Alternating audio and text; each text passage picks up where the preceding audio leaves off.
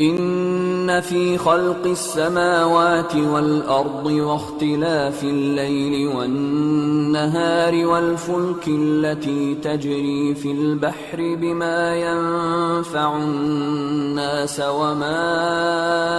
أنزل الله من السماء من ماء فأحيا به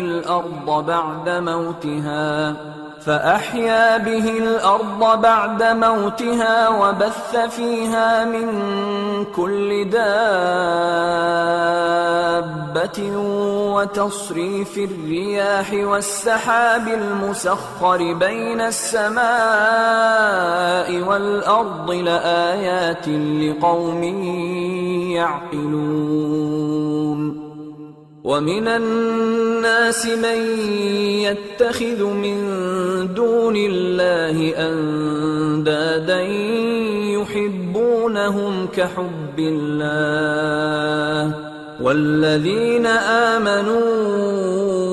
أشد حبا لله ولو يرى الذين ظلموا إذ يرون العذاب أن القوة لله جميعا وأن الله شديد العذاب إذ تبرأ الذين اتبعوا من الذين اتبعوا ورأوا العذاب وتقطعت بهم الأسباب وقال الذين اتبعوا لو أن لنا كرة فنتبرأ منهم كما تبرأوا منا كذلك يريهم الله أعمالهم حسرات عليهم وما هم بخارجين من النار. يا أيها الناس كلوا مما في الأرض حلالا طيبا ولا تتبعوا خطوات الشيطان إنه لكم عدو مبين. إنما يأمركم بالسوء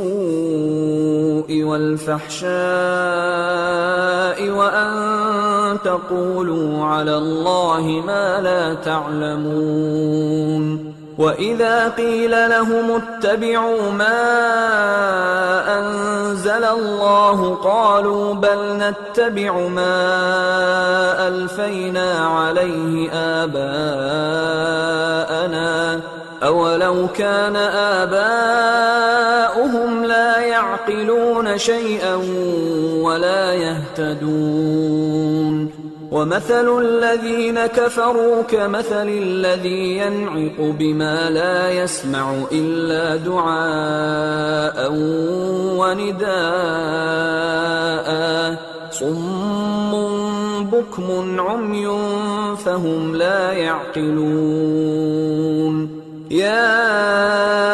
أيها الذين آمنوا كلوا من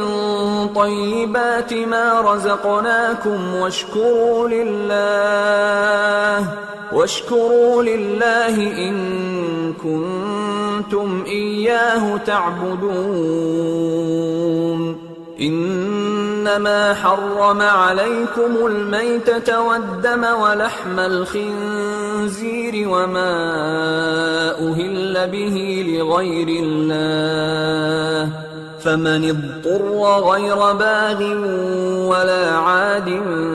فلا إثم عليه إن الله غفور رحيم. إن الذين يكتمون ما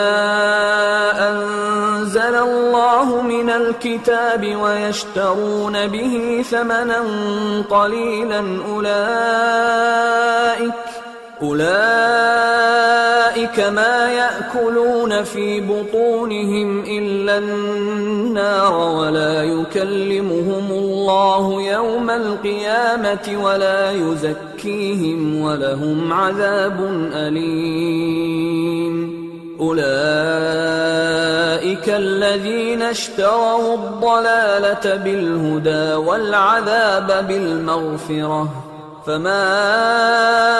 أصبرهم على النار ذلك بأن الله نزل الكتاب بالحق وإن الذين اختلفوا في الكتاب لفي شقاق بعيد ليس البر أن تولوا وجوهكم قبل المشرق والمغرب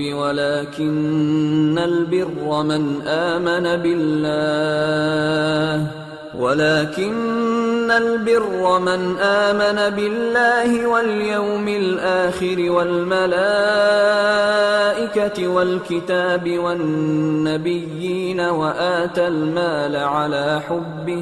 وآتى المال على حبه ذوي القربى واليتامى والمساكين وابن السبيل والسائلين وفي الرقاب وأقام الصلاة وآتى الزكاة والموفون بعهدهم إذا عاهدوا والصابرين في البأساء والضراء وحين البأس أولئك الذين صدقوا وأولئك هم المتقون يا أيها الذين آمنوا كتب عليكم القصاص في القتلى الحر بالحر والعبد بالعبد والأنثى بالأنثى فمن عفي له من أخيه شيء فاتباع بالمعروف وأداء إليه بإحسان ذلك تخفيف من ربكم ورحمة فمن اعتدى بعد ذلك فله عذاب أليم ولكم في القصاص حياة يا أولي الألباب لعلكم تتقون كتب عليكم إذا حضر أحدكم الموت إن ترك خيرا الوصية للوالدين والأقربين بالمعروف حقا على المتقين فمن بدله بعدما سمعه فإنما إثمه على الذين يبدلونه إن الله سميع عليم فمن خاف من موص جنفا أو إثما فأصلح بينهم فلا إثم عليه إن الله غفور رحيم